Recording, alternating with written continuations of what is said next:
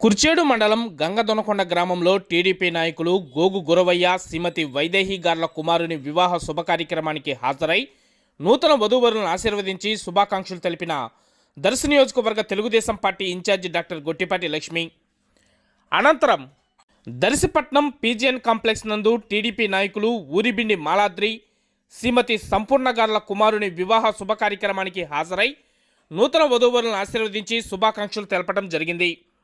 తదనంతరం దర్శిపట్నం రామాలయం దేవస్థానం నందు మోదెల్ల ఏడుకొండలు శ్రీమతి పుష్ప గార్ల కుమారుని వివాహ శుభ కార్యక్రమానికి హాజరై నూతన వధూవరులను ఆశీర్వదించడం జరిగింది.